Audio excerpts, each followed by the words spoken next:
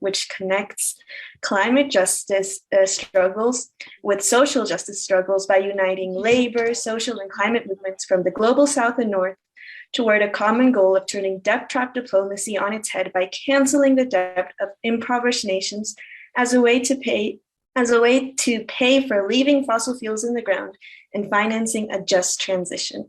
Today, we have a really, really cool lineup of people from different parts in the world. We have people from Argentina, from South Africa, from Colombia, from the United States, from the UK. And so I will pass this on to our very first speaker because we are short on time and we have a lot of people who we want to hear from today. So let's start by hearing from Esteban, who is a scientist and a frontline anti-fracking activist from Argentina who is exiled and is now living in Germany. Esteban, please tell us about the campaign. Thank you very much, Vivi. It's great to be with all of you. I'm Esteban from Argentina, currently based in Europe because I had to leave after fighting fracking from the front lines in Vaca Muerta. It's really great to be part of this Estocolmo+50 as an associated event because we are building a campaign from the Global South that is connecting grassroots movements with labor unions and climate movements from all over the world. And I think it's really, really symbolic what the Stockholm conference represents in world history and in the history of the climate crisis and the climate fight. For the last 50 years, for the last half a century, Europe and the global North have led the way on what they claim was climate action. But now we know that this was a complete fraud. Now we know that this has led us nowhere. And we also know that time is running out at an unprecedented speed.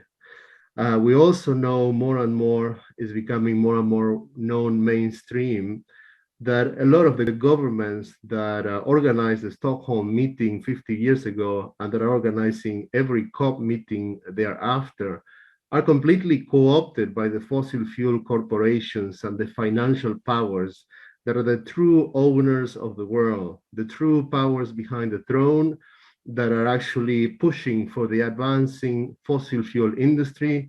Some of that takes the form of fracking, which is the most destructive and suicidal form of energy extraction, not only for the destruction it causes locally to our communities and indigenous peoples all over the world, especially in MAPA areas in the global south, but also expanding mega mining and all other forms of extractivism to keep fueling this cycle of sick and rotten consumerism of societies in the global north.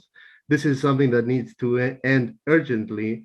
And the only way that we could remotely have a chance at reverting and slowing the climate crisis is when the global north is no longer the one leading the way. Because they are, as I said, completely co-opted by the very people that are throwing most of humanity under the bus for the sake of perpetrating their profits and to be able to extract up to the last drop of oil and gas from the last confines of the earth. So we're building this movement together. It's grassroots and global south led that has to do with canceling the debt of the global south in order to use the funds to keep fossil fuels in the ground and help fund a just transition.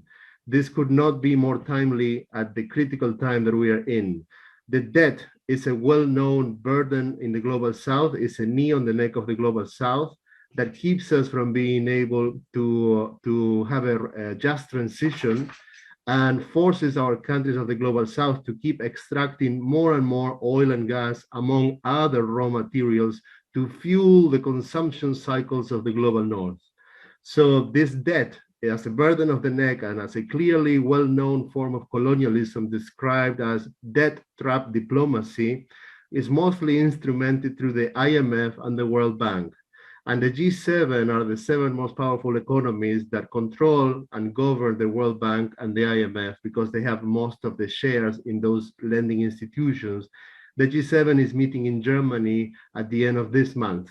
And this campaign is bringing together labor movements, climate movements, and social movements from the global south and north to put pressure on the G7 as a starting point. It will not be the end, but the beginning, where we will give birth to this campaign on the streets, and is bringing us together with a very clear demand: cancel all the debt of the Global South for climate action, turn that into climate action. This campaign has allowed us to bring together a lot of labor movement, which is what all the climate activists here in Europe are agreeing that we need to do, but nobody seems to know how to manage to do that at a large enough scale. And when you talk about debt, especially in the most affected countries and areas, they get it. The labor unions are coming on board, the social movements are coming on board. We are connecting social justice with climate justice. This is the only way forward. The climate crisis is not just 1.5. The climate crisis is not just the IPCC and the COP and doing performative actions in the centers of power. We need to hit the centers of power with all the strength of the climate movements of Europe and the global North, but also coming together, fighting colonialism, which is at the very root of the crisis we're facing. And just to finish and sum it all up, you know, there's a lot, the global North has a huge climate debt with the global South. And this is what this campaign is building power on the streets to start to make the global North pay its climate debt. And that climate debt also involves reparations and loss and damage for the role they have had on colonizing and enslaving most of the global South for centuries, which is the source of much of their wealth.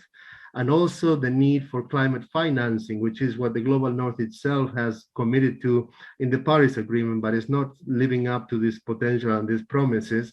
So Debt for Climate is bringing together a lot of groups in Latin America, Africa, Asia, together with our counterparts in the centers of power of the global North, such as Washington, DC, Paris, London, Germany, Brussels, and so on, so that we can actually put the necessary pressure together and build this in a long-term way where we will eventually be able to put enough pressure for some of this debt to begin to be canceled and to actually get climate action. And just to finish, keep in mind the global South has trillions of dollars of debt to the global North, of financial debt, but also trillions of dollars of fossil fuels in the ground. Imagine that we could cancel those off. Then you could really have the largest victory in the climate movement until now in history, with the stroke of a pen, by canceling these debts and keeping fossil fuels in the ground and funding a just transition. Now, a large part of those debts are illegal, unconstitutional, illegitimate. They were awarded by to dictators and without having approval from Congress and so on. And so it's really important that we also demand that this part of the debt is unconditionally canceled in exchange for nothing. So this is what Debt for Climate is doing, is bringing together these demands and these groups from around the world. And my country, Argentina, is a very good example of that. Hopefully, Juan Pablo later will be able to mention more about that.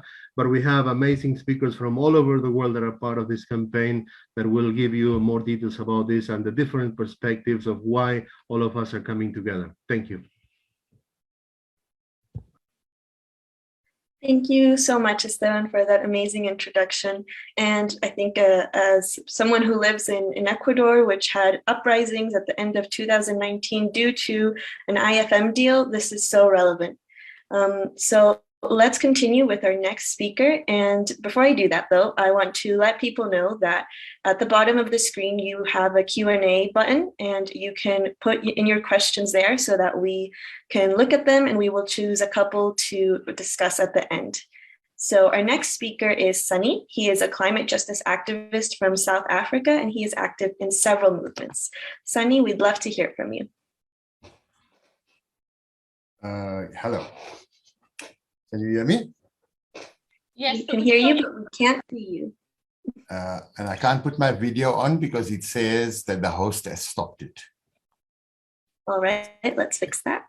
So Kathy needs to put it on, or you need to put it on? I think you can try to put it on, and maybe Kathy will get a message. Kathy or Anne, could you turn on? There you go. Okay, amazing.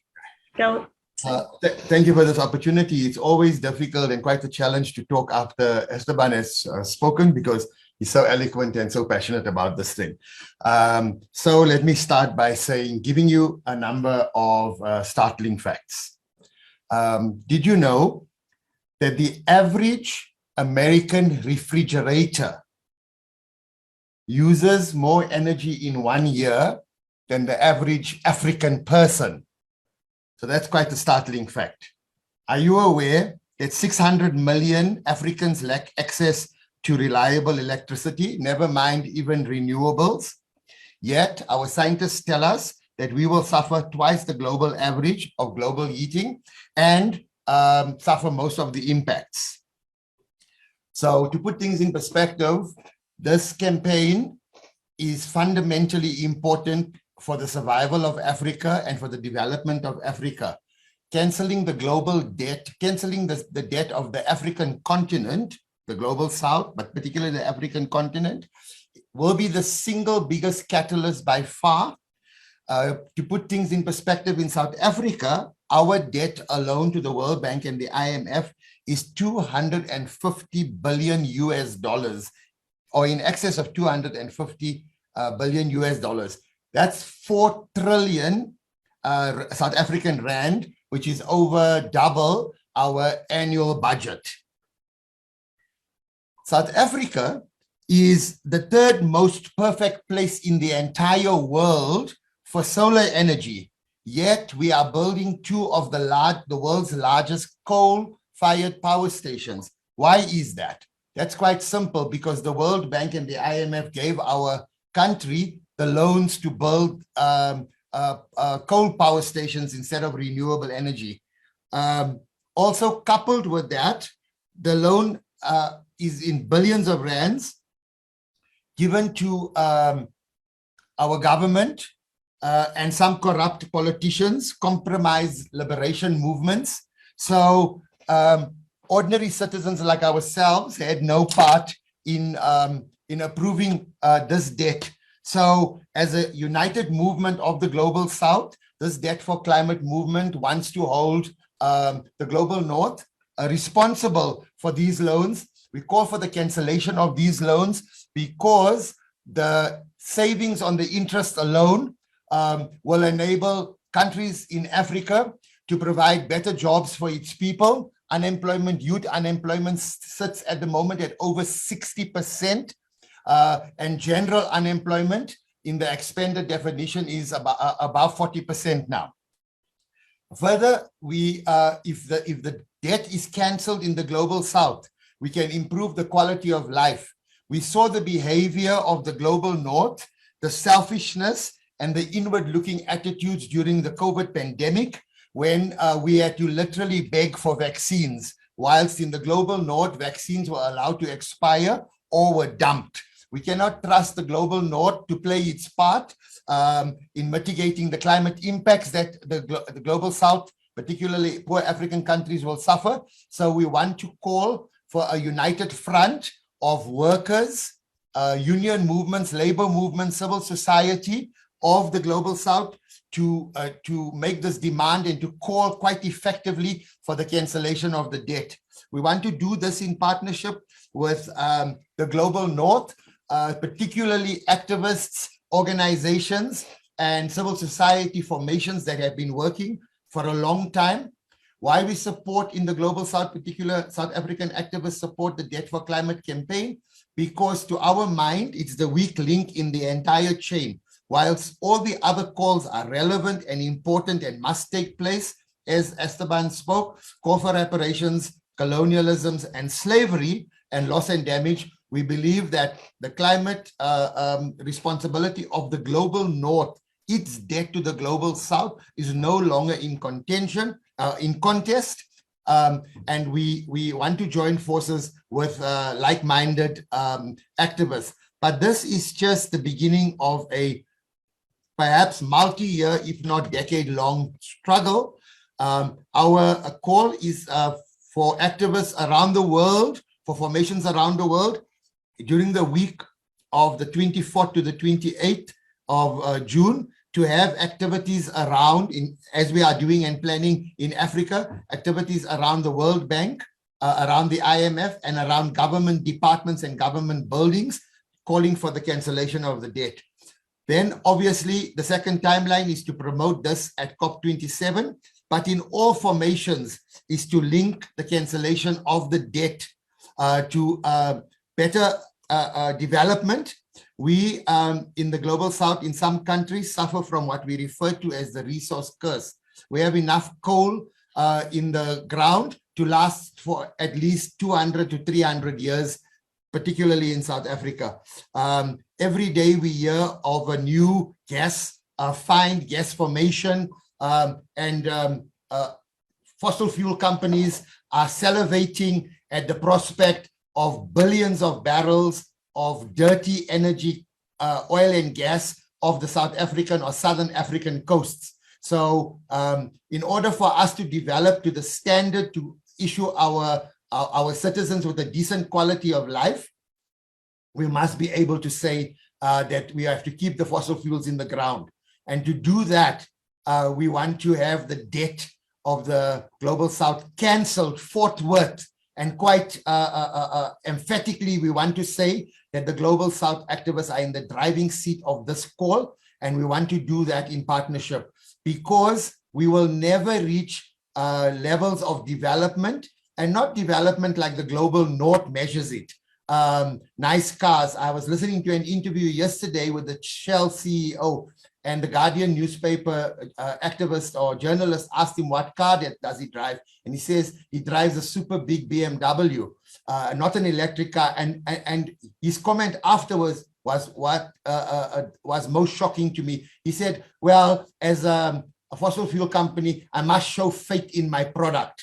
So that's the kind of disingenuous attitude just from an individual leading leading the second biggest fossil fuel company, promoting it so flagrantly. So we want to do this in partnership with all of the activists, and the debt must be cancelled, because it is it's as Rob says, the knee on the neck. But we want to do this so that our quality of life of our citizens, especially the 600 million that don't have access to electricity just in Africa. I don't have the figures for the entire Global South, but in support of this campaign, and we ask you to come along with us, especially the listeners in the global North. Thank you, Vivi. Yeah, thank you, Sunny. That was very insightful, and that fact you said at the very beginning really surprised me. Didn't see my face, but I went, that's crazy. Let's move on now to Rob. Rob Callender is a member of Jubilee for Climate. He is a community, economic, and climate justice activist. Rob, let's hear from you, please.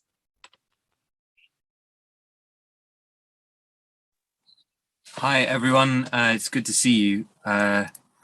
Yeah, I will try and build on what's been said already. There's so much to cram into such little time, and it's hard to follow both Sunny and Esteban. I'm here in the global North. I'm here in the UK, and so I think in a way I can speak to some of the environmentalists and activists in the UK with something that we've been taking into communities with our actions, and that is a simple phrase: while the debt exists, nothing you do changes anything. No standing in front of buildings waving banners, no recycling, none of these small changes that we often make in this in the little ways inside our movements, the little things we're fighting for, and even some of these big demands like stopping oil.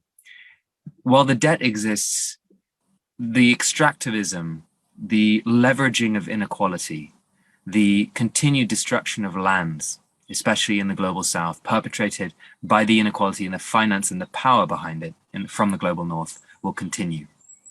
And while the ecological devastation continues from extractivism, whether it's for cobalt, coltan, titanium, anything, or oil, ecological destruction continues to happen, and climate change will continue to accelerate. And this is all driven by the psychology behind and the debt itself, the psychology behind the debt and the debt itself, because debt is the ledger and the ghost of inequality, and that ghost continues to work everywhere it is. And just following on from what Sunny said about how new coal power stations are being built all the time, it's happening in the global North too. More oil is being exploited all the time. Just another oil field was okayed yesterday, the Jackdaw oil field of the UK. It's happening around the world. And this doubling down on fragility is also a moral point now, because what the debt does, what the finance, what the power does by continuing to follow these industries, to continue to provide finance for these industries, to continue to bow to the pressure of these industries, and that goes hand in hand with the worldview that they perpetuate.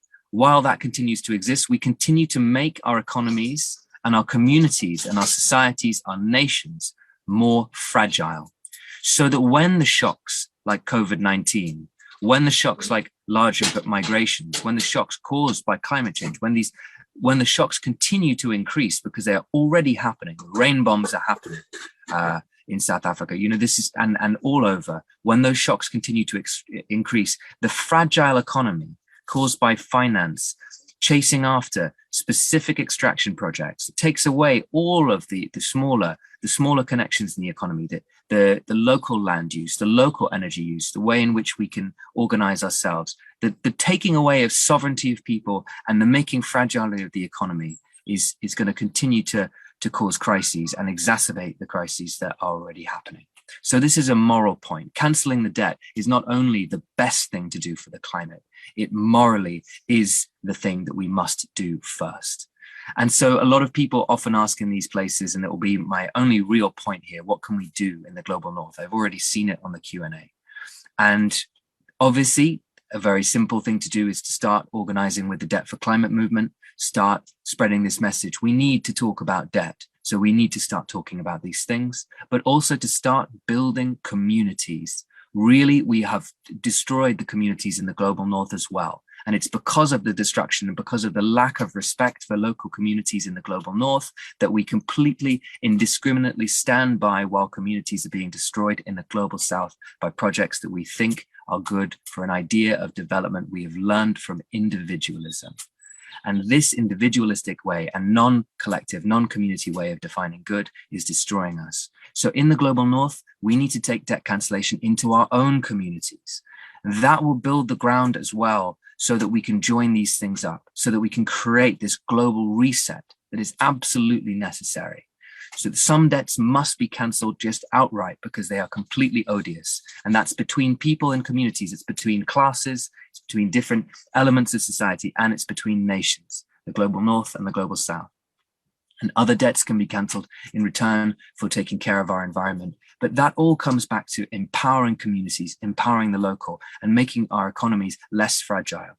Not only is cancelling debt the absolutely necessary thing to do for climate, but it is the morally responsibly and economically smart thing to do to create a society, to create societies and localities all around the world that can survive and flourish into the future. And I really fear what will happen if we don't start with cancelling the debt. So the first thing we can do, join Debt for Climate, join local groups. If you're in the UK or nearby or want to learn about Jubilee for Climate and how we do community organising in the global north, join with us and we'll speak about that. And we all need to unite around these things. Educate yourselves about debt, take these learnings, take the lessons, take everything that you hear here to other people. Thank you, Rob. What an inspiring message about creating community. I think this is something that helps the health of the planet and also something that helps our own individual health. So now we're going to move on to someone from Argentina, another panelist from Argentina, who is Juan Pablo. He is the Latin America coordinator with Progressive International, also the founder of Argentina Sin Fracking, or Argentina Without Fracking. And Juan Pablo, the floor is yours. Muchas gracias, Vivi. Bueno, les hablo desde Buenos Aires, Argentina. Quiero agradecer a Esteban, que está en Inglaterra, a Sani y a Rob, que hablaron recién, para darnos un panorama global con perspectivas desde América Latina, desde Europa, desde Sudáfrica. Vamos a tener perspectiva de Estados Unidos. Es un movimiento global, Deuda por Clima, que está convocando a una reacción ante la crisis climática y ecológica. Tenemos clara conciencia, porque así lo informaron los científicos, de que enfrentamos en los próximos 8 años un gran desafío en el cual están en juego vidas humanas. Y depende de la reacción que construyamos, son cientos, miles, cientos de miles y millones de vidas que están en juego si no hay una reacción de los gobiernos, de los tomadores de decisión, que lleven adelante el mandato que tiene el Acuerdo de París, de realizar una transición justa a nivel global para cambiar el modo de producción y consumo a nivel planetario, que es un modo de producción y consumo depredatorio, racista, patriarcal, y que está poniendo en juego la supervivencia de la especie humana en el planeta. Esa es la clara conciencia que tenemos nosotros, pero a esa crisis climática además hay que agregarle la criminal imposición de deudas financieras ilegítimas a los países del sur global, sobre todo en América Latina, en África y en el sudeste asiático, que condenan a nuestros países a profundizar niveles de pobreza como el que tiene Argentina, de alrededor de 50% debajo de la línea de pobreza. Nuestros países no van a poder afrontar la adaptación necesaria a los escenarios graves de calentamiento global si no generamos una movilización en las calles que cuestione este modelo del G7, que cuestione este modelo de Davos, que es un modelo concentrado, es un modelo de concentración de la riqueza que continúa depredando el planeta y que somete a nuestras poblaciones a ser población descartable. Could I just stop for 1 second, Juan Pablo, 1 minute? Yes.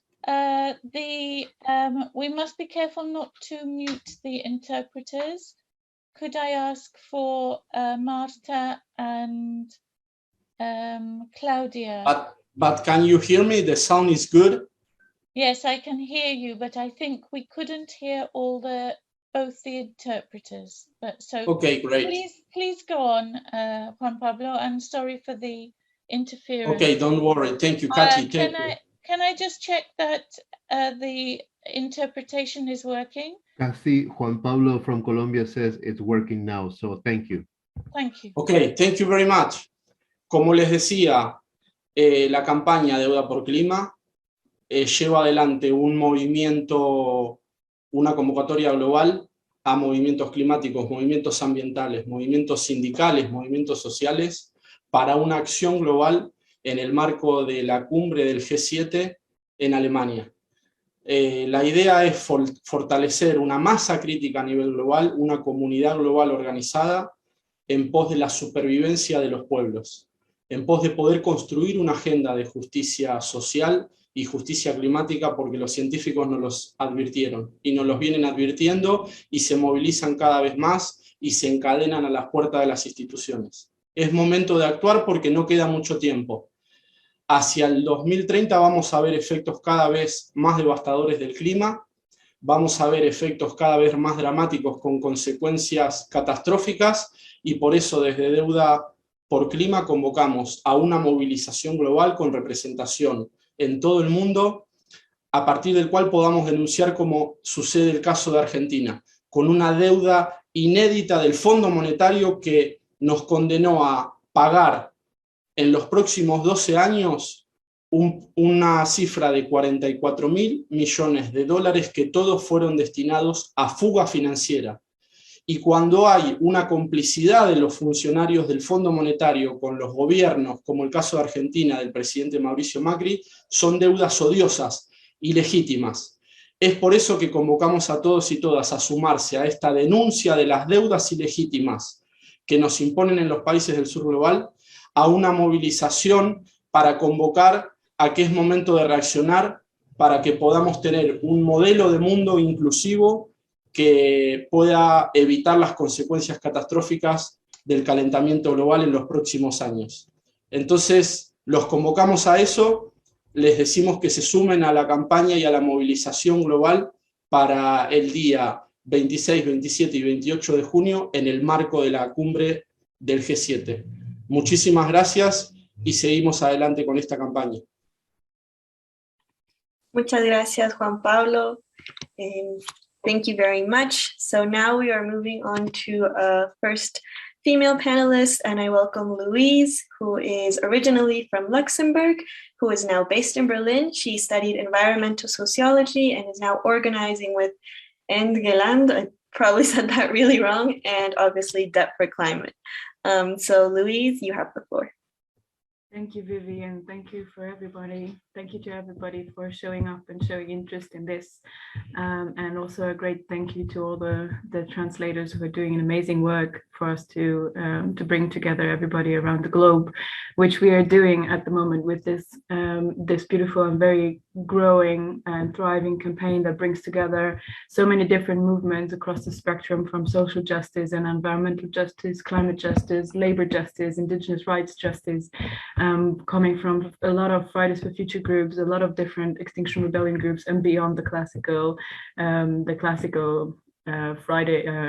environmental justice groups, demanding something that the powerful in this world are very much afraid of, because not only are they the ones to dictate the debt policies that are keeping especially poor people, working class people, and people in the global south in this in chains, basically in invisible chains sometimes.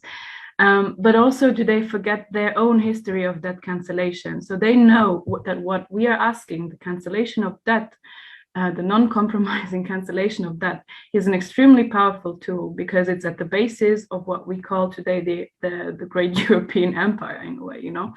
And just to give you an example just of Germany, after the Second World War, Germany was the country that accumulated the largest government ratio that in world's history recorded until today. It accumulated until up to 600 billion in today's currency dollars.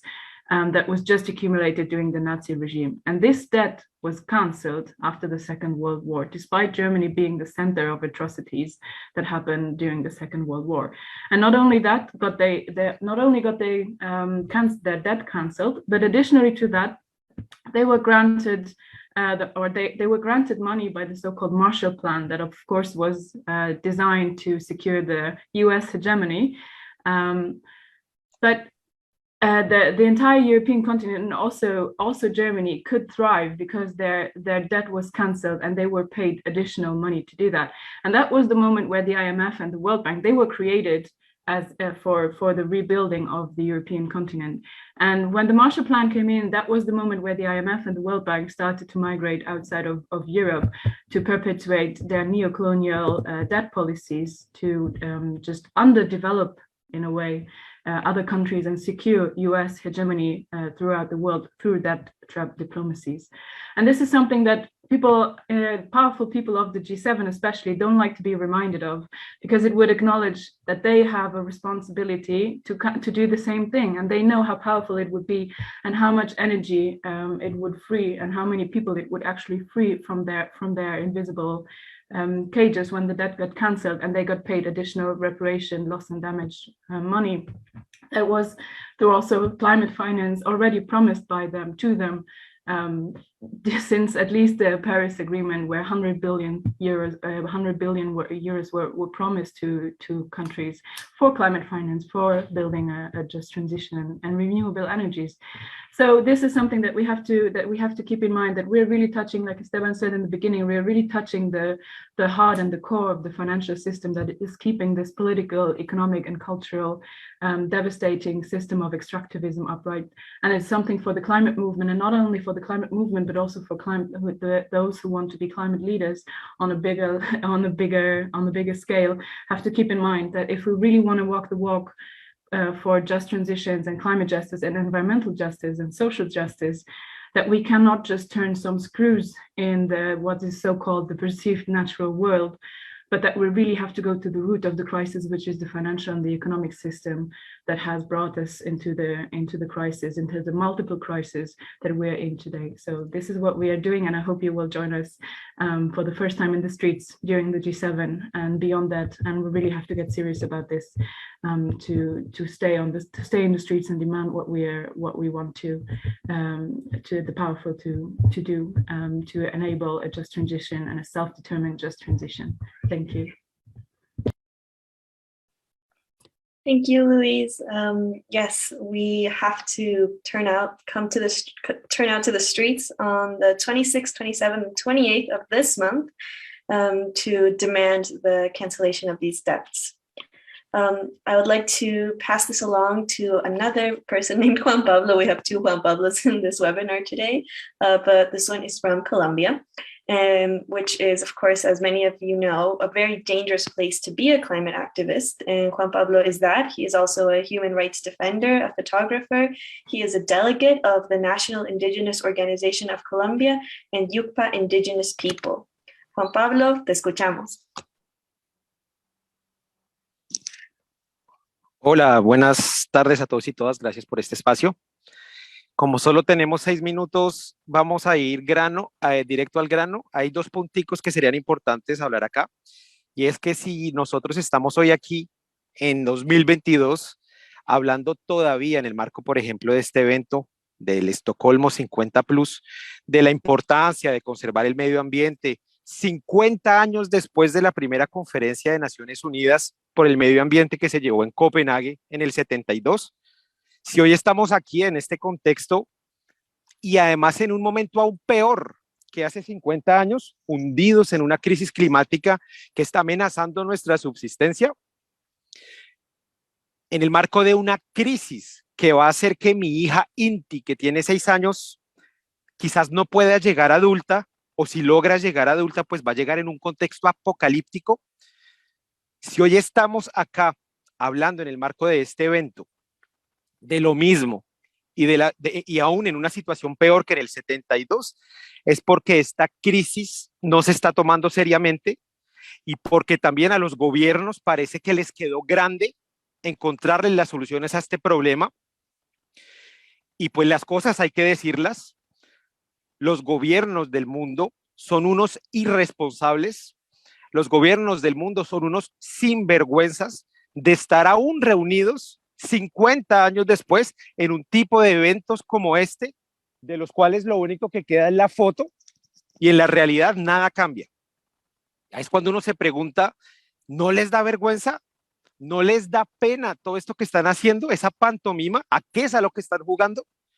Acá se trata de la vida y parece que ellos no se dieran cuenta que lo que está en riesgo de desaparecer es incluso la vida de ellos mismos, de sus familias, de sus mamás, de sus hijos. No lo han logrado entender, parece que les hubiera quedado grande.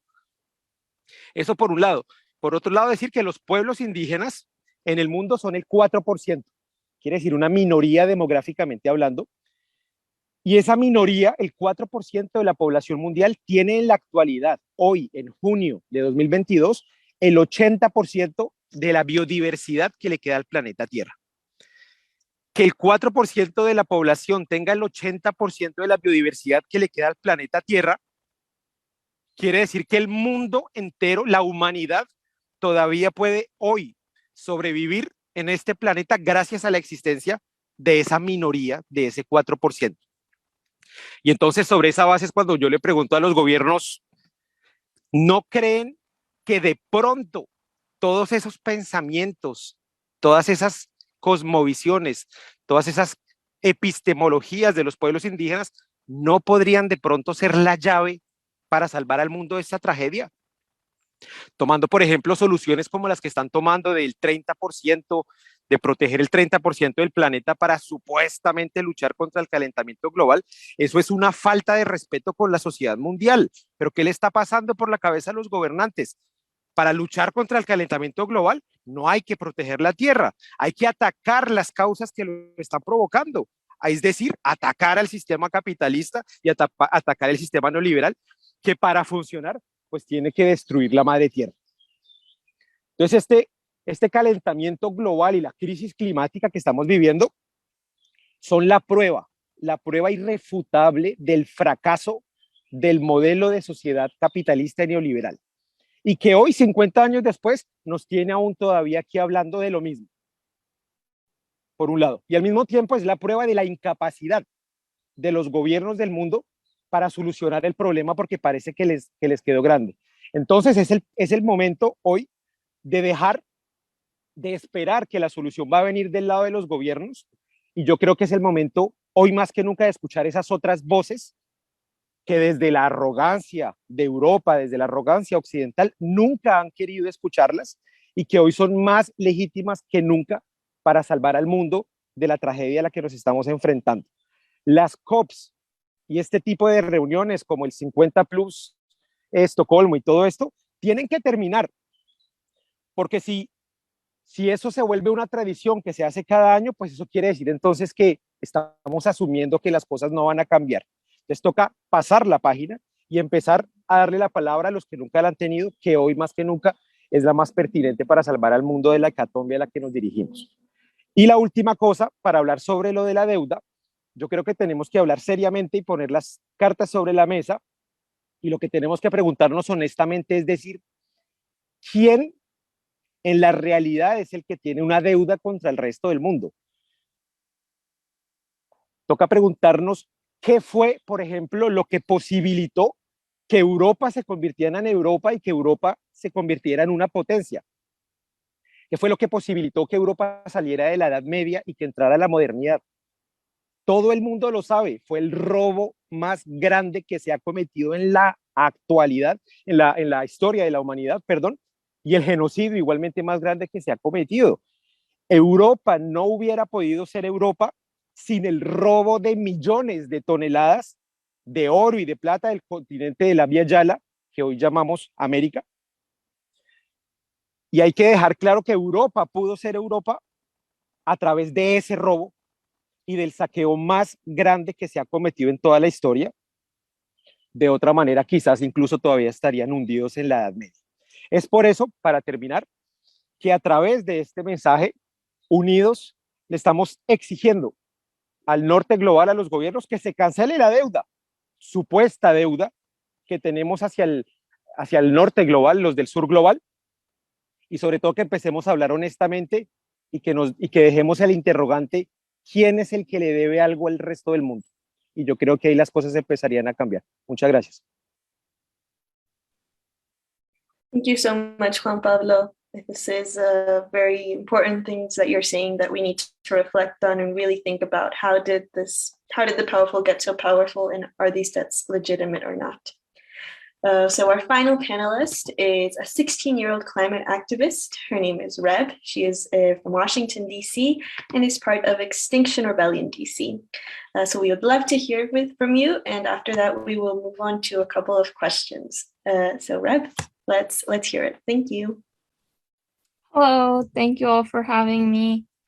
As Vivi said, I'm here in Washington, D.C., where the headquarters of the IMF and the World Bank are, and these are the institutions that have been imposing a massive amount of unfair debt onto the global South.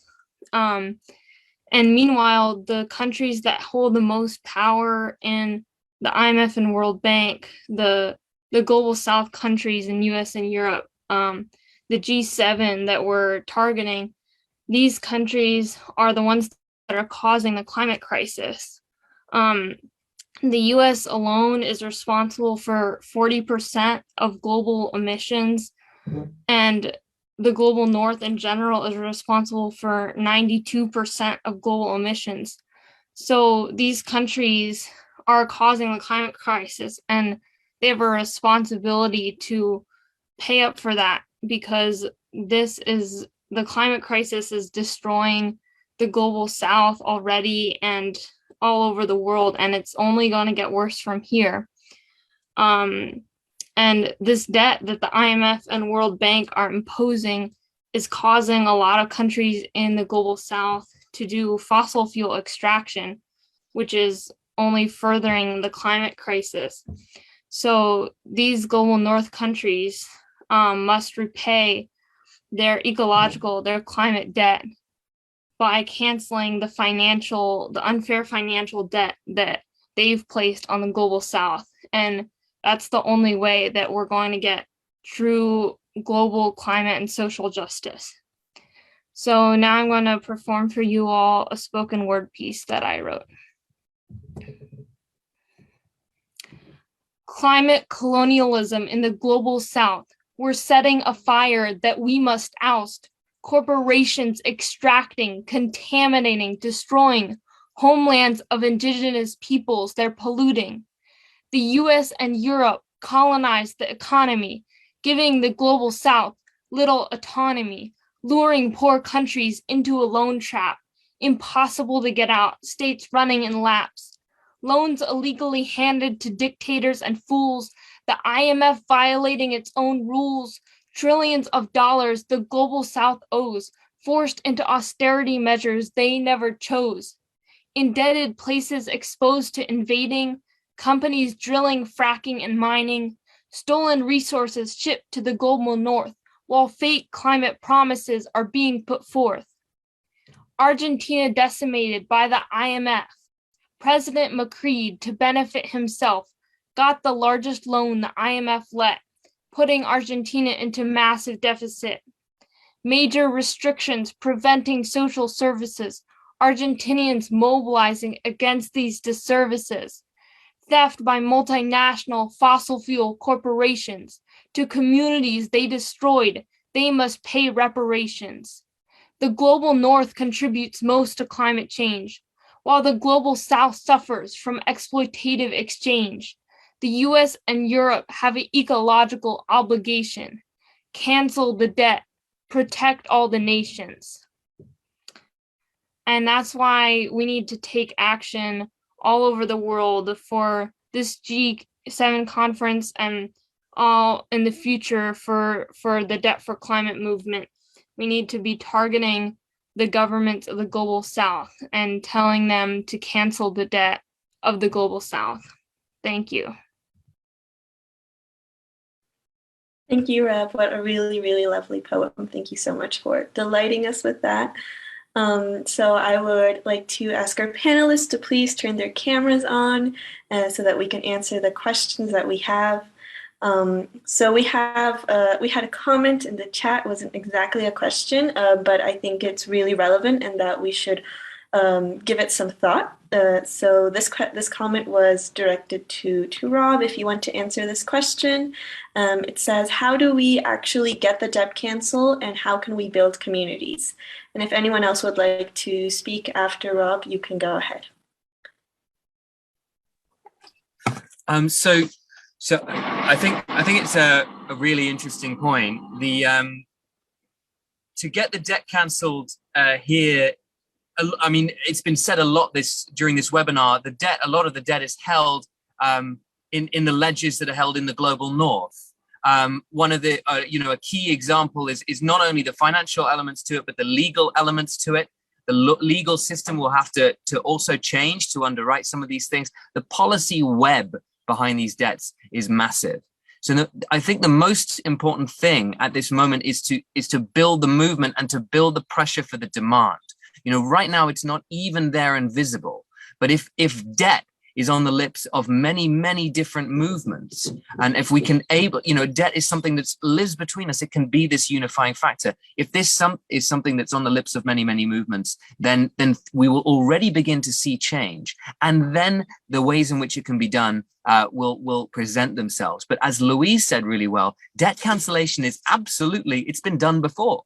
Some societies do it regularly. It's not something that should feel so far apart. And we need to get away from that capitalistic sort of epistemological closure where we're not able to see outside of it. There absolutely is a path forward. And it's much less complicated than keeping the path going that we've got, the sort of mismanaged capitalism of subsidies and competition that's killing us. So actually debt cancellation is simply the right thing to do. To build communities, well, that's up to what your community needs. So I think you need to be able to create movements that provide a service to the community. And that's a two-way flow. And I think in the global North, we actually have a huge amount, in the UK right now, we have a huge amount of household debt. We are experiencing a cost of living crisis because of wheat shortages, because of oil shortages. I say shortages, it's in a way good that they're short, but it's what it's created is a massive price rise. And that is impacting everything. It impacts shipping, that impacts the cost of tomatoes. And who does that hurt? Well, it doesn't hurt the rich people, it hurts the poorest people the most. So we serve meals, we serve community meals once a month, and we use that to say, this isn't just charity. We're serving food, but we want you to join a movement that is attacking inequality, that is going to resist inequality, and bring your local problems as well. What else are you facing locally? Is it housing? Is it every locality has a different thing? But we start with serving free meals. And then from there, we say, you're not joining a charity. This isn't here just to serve them. We need to get to the root of the disease. And so that means when the call comes to go and stand outside the IMF or to go and blockade what it needs to blockade, then we've built a network in communities across the country, ideally across the world, that are all networked with each other, that are all ready to go. And it's not just activists. We've smashed the category of activists and communities. They become the same, because then you say, but it's also the baker who provides the food for the free meal. It's also the rentier who's suffering, and the housing activists who've helped them. And then we all become on the streets, we get on the streets and we get that debt cancelled. But we've got to start building these networks, and the activists in the global north cannot afford to be globalized as well, where they are unrooted and only connect in a very ideological way. They need to be rooted in community. Thank you so much, Rob. I see that Sunny wants to answer, and then we'll pass it on to Luis and Esteban for some concluding remarks, as we are almost out of time. So Sunny, you have 2 to 3 minutes to answer. Thank you. I'll be quick. The iconic Bishop Desmond Tutu said, when somebody falls into the river, it's right to pull them out of the river, but it's also important to go up the river to find out why he fell in the first place. So I want to... just a minute, Sunny. I think the Spanish and English interpretation got mixed up a little there. Yeah. Keep going, Sunny.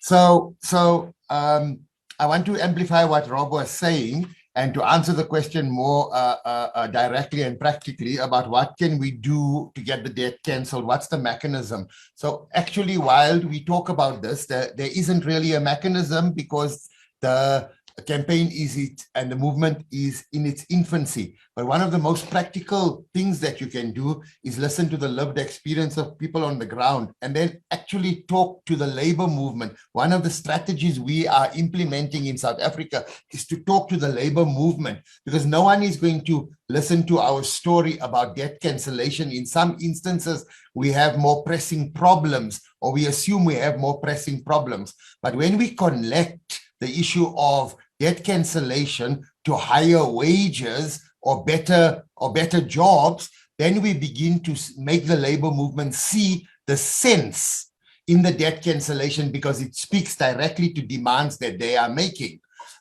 So that's a more practical example. I answered one of the questions in text on the page, which basically asked a similar thing. Well, how do we go about this? The first and most practical thing is that you talk about this demand at every opportunity, in the climate movement, in the social movements, in the hunger movements, in the homelessness movements. We talk about debt cancellation, because debt cancellation speaks directly to the solutions of various intersectional struggles. So this is a practical thing we can do to make the connection, but we first do that by talking about it. The mechanism also, because it's a decentralized campaign, a universal call, but the solutions are going to be decentralized. So the solutions might be different for each country. In the Global South, in Africa, it will be talking about development, and it will talk about connecting it to worker struggles. So it might be different for others. So the campaign will not dictate what the solution is unilaterally. Thank you, Vivi. Thank you, Sunny. Esteban and Luis, you can speak. This is our final intervention today for this panel, and I just want to say a quick thank you to the interpreters, Martha and Claudia. And here you go, Luis and Esteban. Thank you. Just a quick answer to, or an attempt of an answer to the question as well, is one thing that we can, as Rob also said, that cancellation, it wouldn't be the first time that we would achieve it.